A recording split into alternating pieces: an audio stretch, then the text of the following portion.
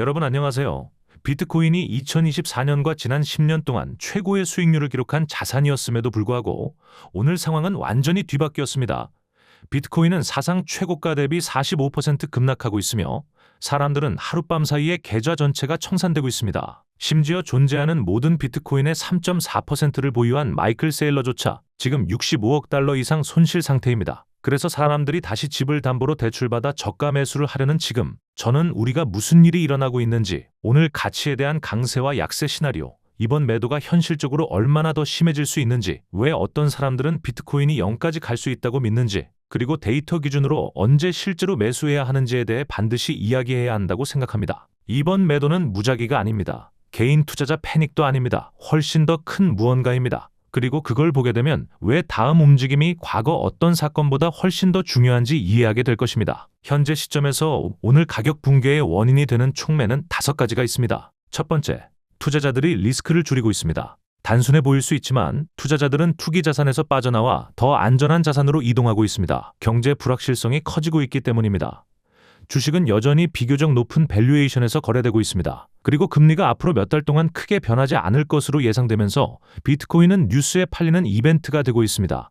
특히 세금 손실 상쇄를 위해 손실을 확정하는 경우도 있습니다. 두 번째, 미국 달러가 강해지고 있습니다. 대부분의 사람들은 비트코인을 인플레이션과 달러 약세, 구매력 하락에 대한 해지로 구매합니다. 하지만 달러가 강해지기 시작하면 비트코인을 살 이유가 줄어들고 그것이 매도로 이어집니다. 세 번째, ETF 매도가 폭락을 증폭시키고 있습니다. 생각해보세요. ETF를 사면 ETF는 기초자산인 비트코인을 사야 합니다. 상승장에서는 이것이 가격 상승을 돕습니다. 하지만 반대로 사람들이 ETF를 팔면 ETF는 기초 비트코인을 팔아야 하고 가격이 떨어지고 사람들이 더 ETF를 팔고 가격이 더 떨어지고 데스 스파이럴이 만들어집니다. 네 번째, 더 이상 새로운 좋은 뉴스가 없습니다. 1년 전에는 전략적 비트코인 비축 기대가 있었고 ETF에 대한 낙관론이 있었고 계속 돈을 찍어낼 것이라는 기대가 있었고 금은 아직 주목받지 않았고 비트코인은 25만, 50만, 100만 달러까지 갈 것이라는 전망이 있었습니다. 하지만 지금은 앞으로 기대할 좋은 뉴스가 없습니다. 최근 암호화폐 법안은 지연된 것으로 보이고 의회가 다시 민주당 우세가 되면 규제가 강화될 수 있다는 가정도 있습니다. 다섯 번째, 확신 상실입니다. 많은 투자자들이 더 이상 비트코인이 거시적 또는 지정학적 리스크에 대한 해지라고 믿지 않습니다. 금은 2025년에 50% 상승했는데 비트코인은 7% 하락했습니다. 대신 비트코인은 투기적 주식과 더 연관된 레버러리지 리스크 자산이 되었습니다. 도이체방크도 이번 매도가 특정 이벤트 때문이 아니라 개인 투자자 관심 감소 때문일 가능성이 높다고 말했습니다.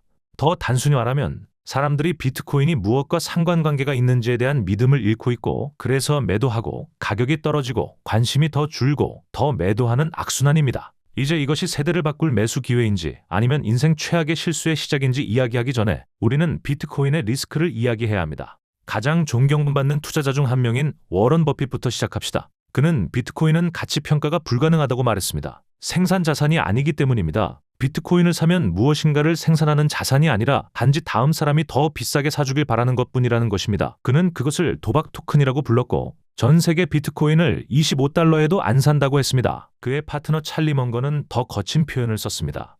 쥐약, 0이 된다, 바보 같은 도박, 동의하지 않으면 바보, 그리고 누군가가 똥을 거래하는데 나도 빠질 수 없다고 하는 것 같다고까지 말했습니다. 하지만 일부는 입장을 바꿨습니다. JP모건의 제이미 다이먼은 예전에 비트코인을 범죄 도구라고 했지만 지금은 장기적으로 금보다 매력적일 수 있다고 말합니다. 레이 달리오는 예전에는 버블이라고 했지만 지금은 엄청난 발명품이라고 말합니다. 블랙록의 레리 핑크는 과거에는 돈 세탁 지표라고 했지만 지금은 합법적인 금융 자산이라고 인정합니다. 그래서 일부 애널리스트들은 향후 수십 년 동안 엄청난 가격 예측을 하고 있습니다. 캐시 우드는 포지션을 늘렸고 마이클 세일러는 1천만 달러를 믿고 있고 로버트 기요사키는 현금을 들고 더 살 준비를 하고 있습니다. 하지만 저는 솔직히 이것이 더 길고 더 심각한 하락의 시작일 수도 있다고 봅니다.